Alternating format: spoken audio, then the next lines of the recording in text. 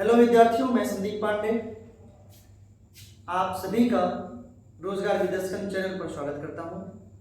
मैं आज आप सभी के लिए एक बहुत ही बेहतरीन टॉपिक लेकर आया हूं जो निश्चित रूप से आपको बहुत ज़्यादा बेनिफिट देने वाला है। सिर्फ 9th क्लास में ही नहीं बल्कि 10th क्लास के लिए भी आपके बहुत ही बेहतरीन टॉपिक रहेगा ये। और इस टॉपिक का नाम है सरफेस एरिया एंड वॉल्यूम। जी हाँ, सरफेस एरिया एंड वॉल्यूम के बारे में हम पढ़ेंगे, जो कि एक बहुत ही इम्पोर्टेंट हमारा चैप्टर है, जो 9th क्लास के लिए तो बहुत बेहतरीन है ही, साथ ही साथ ये 10th क्लास के लिए भी बहुत ज़्यादा बेनिफिशियल है। तो आप सभी आइए देखते हैं इस चैप्टर्स के बारे में और इनके बारे में पढ़ते हैं और समझते हैं। बात करते हैं हम सरफेस एरिया एंड वॉल्यूम की। Surface area and volume. जब सरफेस एरिया एंड वॉल्यूम की बात करते हैं तो हमारे दिमाग में बहुत सारे फिगर घूमने लगते हैं और इन्हीं फिगर्स के बारे में हमें डीप स्टडी करनी है, इन्हीं फिगर को हमें समझना है, इन्हीं फिगर्स के साथ हमें खेलना है। इट मींस कि इन्हीं फिगर पे बेस्ड हमें बहुत सारे डिफरेंट टाइप्स के क्वेश्चंस को सॉल्व करना है। और हम यहाँ आपको पूरी एनसीईआरटी एक्सरसाइज 13 यानी चैप्टर 13 को हम पूरी तरह से सॉल्व करेंगे और सीखेंगे। एक 5 to 6 वीडियोस में हम लगभग सभी एक्सरसाइज जो 13.1 से लेकर 13.8 तक के सभी एक्सरसाइज के प्रश्नों को बहुत अच्छे से, बहुत साधारण भाषा में, बहुत ही सिंपल लैंग्वेज में हम इसे सीखेंगे और समझेंगे। बात करते हैं सरफेस एरिया एंड वॉल्यूम में, तो पहले कुछ बेसिक फार्मूला की बात कर लेते हैं और उसे समझ लेते हैं। सबसे पहले क्या आता है, क्यूब की बात करते हैं। देखिए ये क्यूब होता है, एक हमारा इस तरह का शेप होता है और इस शेप को हम क्या बोलते हैं, क्यूब बोलते हैं। इसको क्या बोलेंगे हम, क्यूब बोलेंगे। ये जो क्यूब है ना, ये क्यूब क्या है कि छोटे छोटे स्क्वायर से मिलकर बना होता है। जब हम 6 स्क्वायर्स को, देखिए ये हमने 6 स्क्वायर ले लिया, 1 2 3 4 5 एंड 6। हमने जब इस 6 स्क्वायर्स को अरेंज किया तब इस तरह से हमने 6 स्क्वायर्स को इस तरह से जब अरेंज किया तो क्या बन गया, ये क्यूब बन गया। ठीक, ये हमारा 2D फिगर है और क्यूब हमारा क्या है, 3D फिगर है। अब हम समझते हैं कि क्यूब के फॉर्मूले को कैसे हम समझेंगे, कैसे लर्न करेंगे, क्या बेसिक कॉन्सेप्ट है इसको समझेंगे। यदि हम स्क्वायर की बात करें तो आपको पता है कि स्क्वायर के सभी साइड्स आपस में क्या होते हैं, इक्वल होते हैं। जितने भी यहाँ पे साइड्स होंगे आपस में क्या होंगे, सारे इक्वल होंगे। और यदि इसके सारे साइड्स आपस में इक्वल होंगे तो इसके एरिया का फॉर्मूला क्या होता है, तो हमारा जो स्क्वायर होता है, ये क्या है आपका, ये स्क्वायर है। और स्क्वायर का एरिया क्या होता है, साइड इनटू साइड। आप सभी को पता है साइड इनटू साइड होता है, तो ये ए स्क्वायर, ये भी हो गया, ए स्क्वायर हो गया, ए स्क्वायर हो गया, ए स्क्वायर हो गया, ये भी ए स्क्वायर और ये भी स्क्वायर। ए स्क्वायर प्लस ए स्क्वायर प्लस ए स्क्वायर प्लस ए स्क्वायर प्लस ए स्क्वायर प्लस ए स्क्वायर, ऊपर कितना 3a स्क्वायर यहाँ प्लस 3a स्क्वायर यहाँ, तो हमें क्या मिल गया, 6a स्क्वायर मिल गया। यही जो 6a स्क्वायर है, यही क्या होता है, टोटल सरफेस एरिया होता है। तो यानी जो total surface area of A cube हो गया, यदि हम क्यूब का टोटल सरफेस एरिया निकालना चाहें तो इसका आंसर क्या होगा। तो जब हम total surface area of cube की बात करते हैं तो ये हो जाता है 6a स्क्वायर। चूंकि इसमें हमारे 6 स्क्वायर्स होते हैं और इन 6 स्क्वायर का यदि हम एक पर्टिकुलर स्क्वायर के एरिया की बात करें तो साइड इनटू साइड यानी a स्क्वायर इसका हो गया, और इसी तरह से 6 स्क्वायर से मिलकर ये बनता है, तो ये कितना हो जाएगा, 6a स्क्वायर हो जाएगा। इसका मतलब जो टोटल सरफेस एरिया होगा किसी स्क्वायर का वो क्या होगा, 6a स्क्वायर होगा। तो मुझे लगता है कि आपको ये चीजें क्लियर हो गई होंगी। अब बात करते हैं इसके वॉल्यूम की। इसका वॉल्यूम क्या होता है, जैसे लेंथ इनटू विड्थ इनटू यदि हाइट की बात करें तो इसमें तो सब कुछ इक्वल होता है। जो स्क्वायर में जिस तरह से सारे डायमेंशंस इक्वल होते हैं उसी तरह से जो हमारा क्यूबॉइड बनता है, 3D फिगर बनता है, इसमें लेंथ, ब्रेथ और हाइट, मींस ये हमारी लेंथ हो गई तो लेंथ भी वही होगी, जो इसकी ब्रेथ होगी ये हमारा ब्रेथ हो गया तो ये भी हमारा वही वैल्यू होगा, ए ही होगा, और इसकी हाइट भी ए होगी। जब तीनों ए होगा तो वॉल्यूम हो जाएगा ए इंटू ए। तो वॉल्यूम का फॉर्मूला क्या निकल गया, ए क्यूब, यानी वॉल्यूम ऑफ क्यूब हो गया ए क्यूब, और total surface area of cube क्या हो गया, 6a स्क्वायर। तो हमने अभी पढ़ा total surface area of cube 6a square, volume of cube a cube. अब कर्व सरफेस एरिया क्या होता है इसके बारे में पढ़ेंगे। देखिएगा यहाँ पे मैं आपको दो बातें बताना चाहता हूँ जो बहुत इंपॉर्टेंट है। पहला टोटल सरफेस एरिया, दूसरा कर्व सरफेस एरिया या फिर लैटरल सरफेस एरिया। सबसे पहले हम बात करें कर्व सरफेस एरिया क्या होता है और लेटरल सरफेस एरिया क्या होता है, इसके बारे में समझें। कर्व सरफेस एरिया का मतलब कि आप देख रहे हैं इस पेन से मैं लिख रहा हूं, यदि मैं इस पेन के चारों तरफ देखूं तो ये पेन कैसा है, सर्कुलर है, और यदि ये पेन सर्कुलर है तो इसको मैं क्या बोलूंगा, कर्व बोलूंगा। तो यदि मुझे इसका वैल्यू निकालना होगा तो मैं कर्व सरफेस एरिया के थ्रू इसको फाइंड आउट करूंगा। और यदि हम बात करें फ्लैट यानी लैटरल सरफेस एरिया की हम बात करें तो आप यहाँ बोर्ड देख रहे होंगे, ये बोर्ड कैसा है, फ्लैट है। और यदि ये बोर्ड फ्लैट है और हमें इसका एरिया फाइंड आउट करना होगा तो इसमें हम क्या निकालेंगे, लैटरल सरफेस एरिया निकालेंगे। तो इस बोर्ड के लिए हम क्या यूज करेंगे, लैटरल, क्योंकि ये बोर्ड कैसा है, फ्लैट है। इस हम मार्कर के लिए क्या यूज करेंगे, कर्व, क्योंकि ये मार्कर कैसा है, कर्व है। तो प्यारे विद्यार्थियों, जैसा कि आपने देखा कि कर्व सरफेस एरिया और लैटरल सरफेस एरिया में क्या डिफरेंस है। कर्व सरफेस एरिया वहां यूज करेंगे जहां पर कोई भी चीज सर्कुलर होगी, जैसे ये मार्कर आपको दिख रहा है, ये सर्कुलर है, सर्कुलर है ना, तो सर्कुलर है तो क्या यूज करेंगे, कर्व सरफेस एरिया। और ये बोर्ड कैसा है, फ्लैट है, यदि ये बोर्ड फ्लैट है तो क्या यूज करेंगे, लैटरल सरफेस एरिया। तो हमारे पास ये बेसिक कॉन्सेप्ट हो गया कर्व सरफेस एरिया और लैटरल सरफेस एरिया को यूज करने के लिए। तो अब आप ही बताइए कि इस क्यूब में हम लैटरल यूज करेंगे या कर्व यूज करेंगे।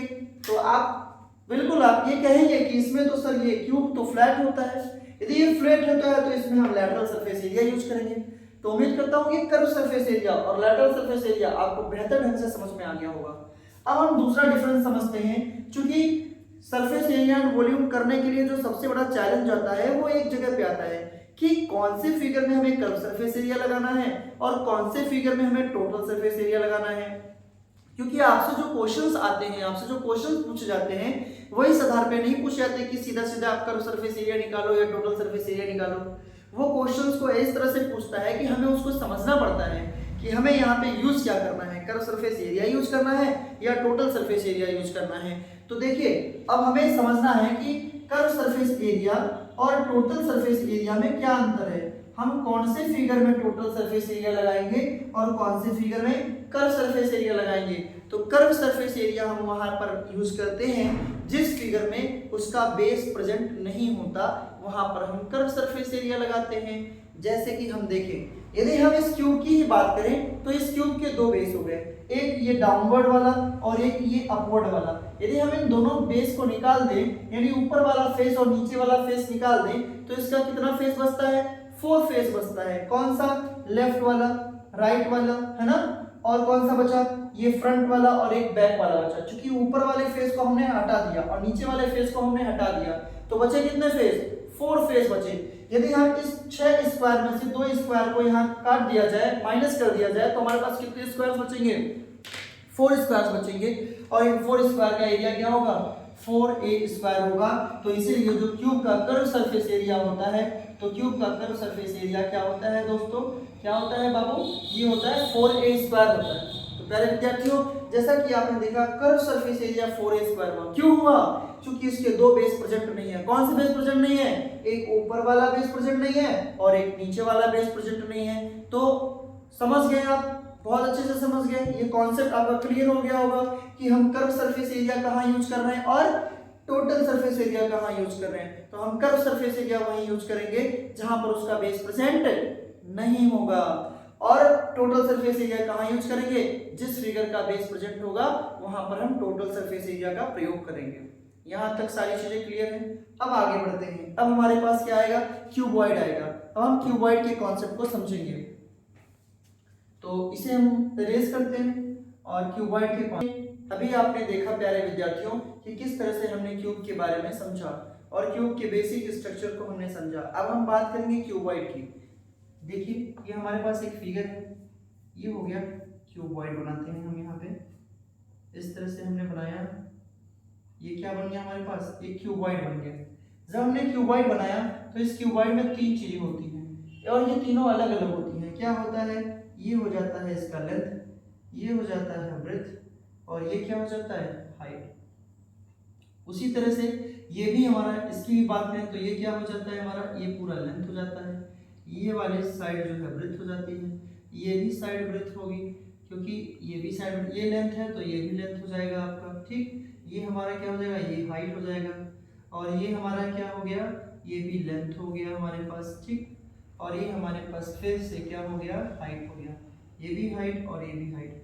तो प्यारे विद्यार्थियों, आप ये देखिए कि अब हमने बनाया क्या, क्यूबॉइड बनाया। क्यूबॉइड कैसे बनता है, जिस तरह से क्यूब जो है छोटे छोटे स्क्वायर से मिलकर बनता है, उसी तरह क्यूबॉइड रेक्टेंगल का एक क्या बनता है, एक मिला जुला आपका एक समूह है जिसको द्वारा तैयार किया जाता है।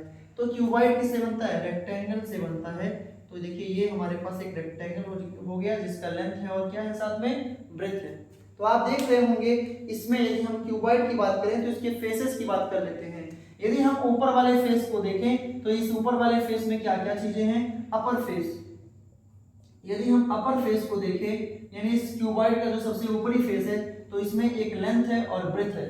तो यदि हम इस ऊपरी वाली फेस का एरिया निकालना चाहें तो ये किस फॉर्म में है, रेक्टेंगल के फॉर्म में है, क्योंकि आमने सामने के साइड आपस में क्या है, अपोजिट साइड से आपस में इक्वल है। तो इसका एरिया हो जाएगा लेंथ इनटू ब्रेथ हो जाएगा, ये ऊपर वाला फेस।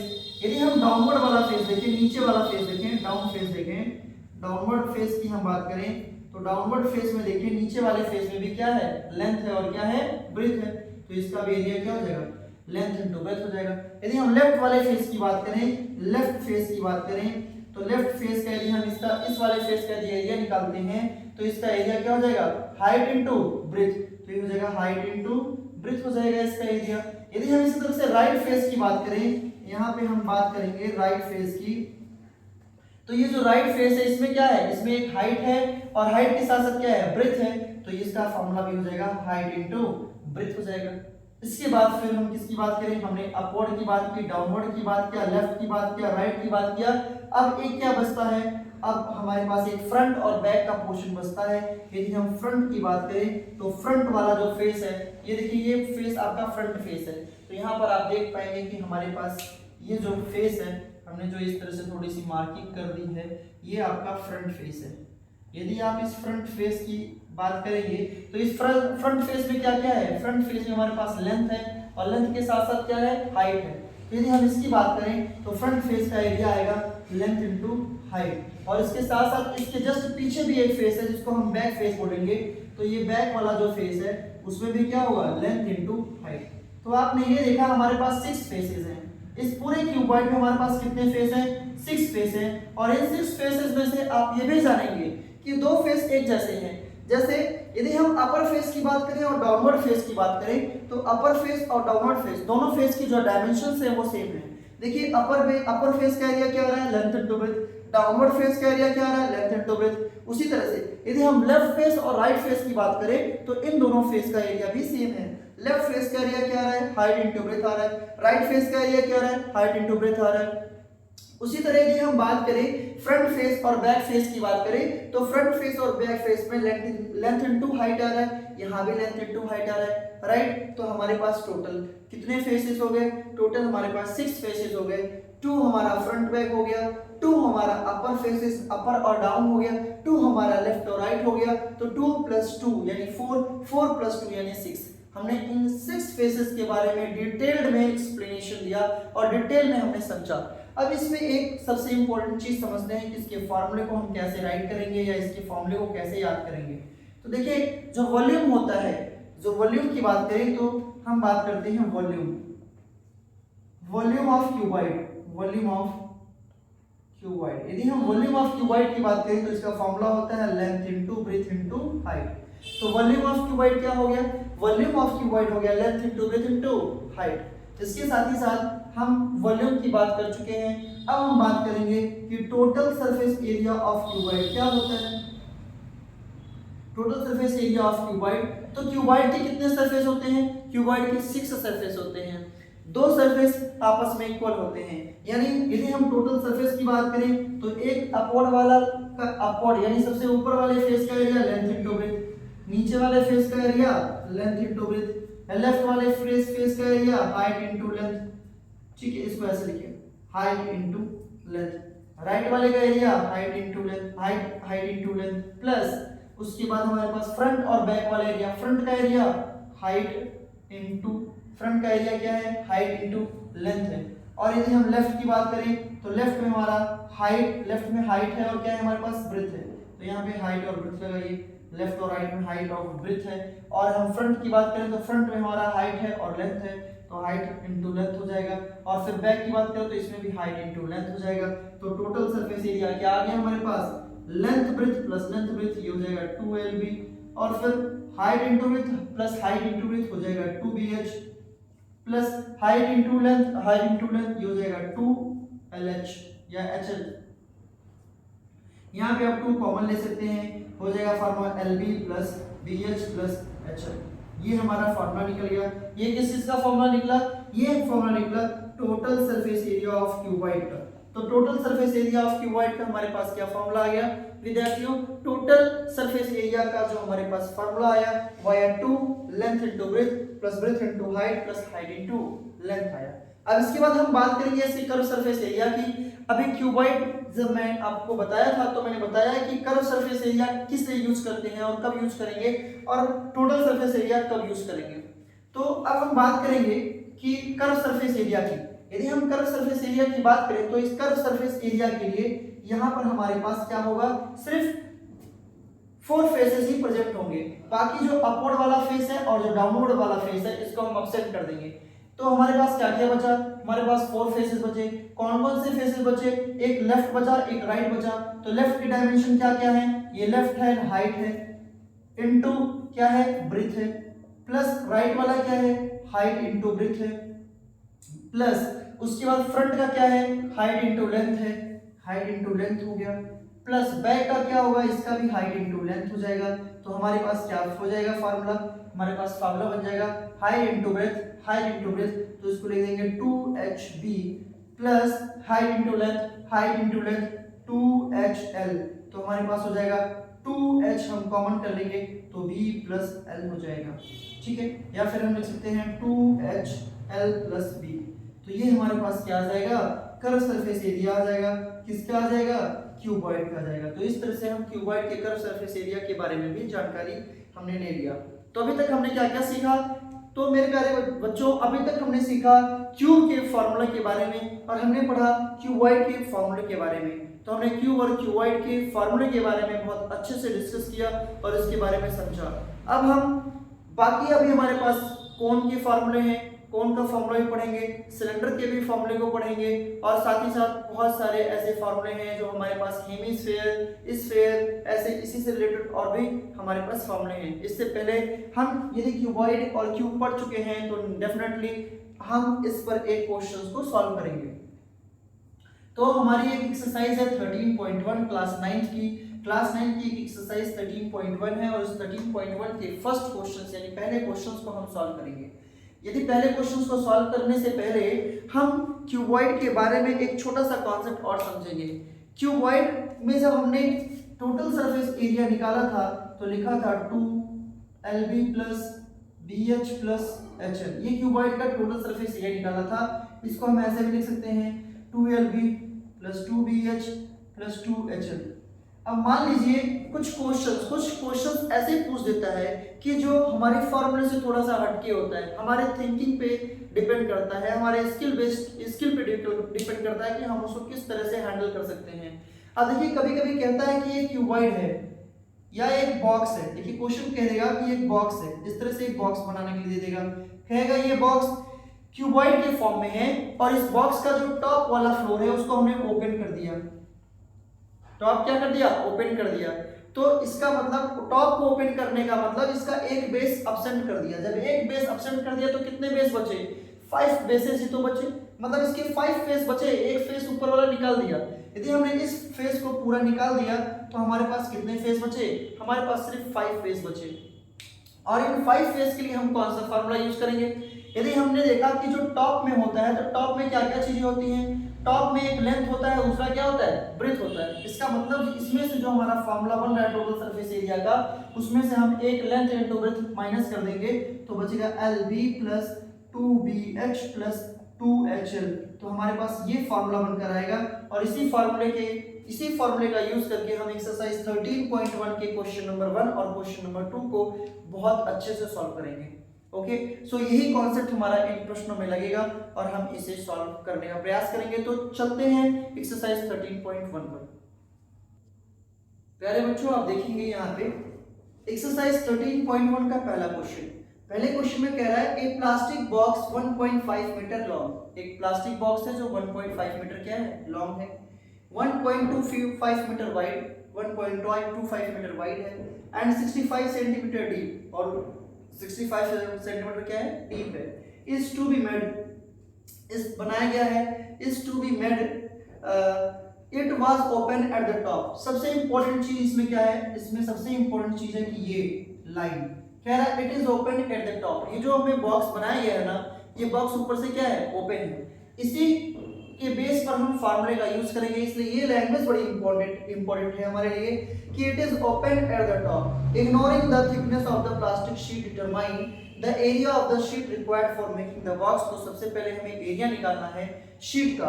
तो देखिए हमारे पास क्या हो गया, इस तरह से यदि हम बात करें तो ये हमारे पास एक फिगर हो गया किसका, क्यूबॉइड का। हमने ये क्यूबॉइड का फिगर ले लिया और क्यूबॉइड का ये जो फेस है ये ओपन है, यानी यदि हमने इस तरह से एक बॉक्स बनाया तो ये ओपन है। यदि ओपन है तो क्या एब्सेंट है हमारे पास 5 फेसेस प्रेजेंट है, लेकिन एक फेस एब्सेंट है और ये फेस है लेंथ और क्या ब्रेड्थ का।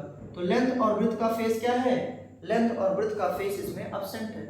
यदि लेंथ और ब्रेड्थ का फेस एब्सेंट है हमारे पास, ठीक, तो अब हम क्या करेंगे, जो फॉर्मूला लगाएंगे वो सिर्फ 5 फेसेस से रिलेटेड ही लगाएंगे। तो इसका जब हम एरिया निकालेंगे, यानी पहले वाले को हम सॉल्व करेंगे, the area of the sheet, यहाँ लिखेंगे हम the area of the sheet, area of the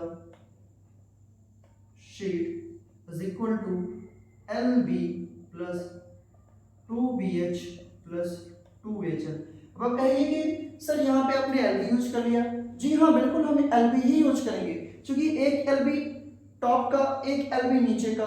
तो टॉप वाला तो ओपन है, तो जब ओपन है तो इसका मतलब इसको हमने यूज किया नहीं, हमने नीचे वाले को सिर्फ यूज किया ना, तो इसलिए हमने यहाँ पे LB यूज किया और प्लस 2BH प्लस 2HL हमने यहाँ पे लगाया वैल्यू। अब हमारे क्वेश्चन में दे रखा है लेंथ, लेंथ की वैल्यू दे रखी है 1.25 मीटर, ब्रेथ की वैल्यू दे रखा है हमारे पास क्या 65 सेंटीमीटर। जब 65 सेंटीमीटर को हम चेंज करेंगे मीटर में तो 0.65 मीटर आएगा। क्योंकि आपको पता है कि 1 मीटर इक्वल टू होता है हाउ मच 100 सेंटीमीटर होता है। तो 1 सेंटीमीटर इक्वल टू जब निकालेंगे तो 1/100 मीटर हो जाएगा।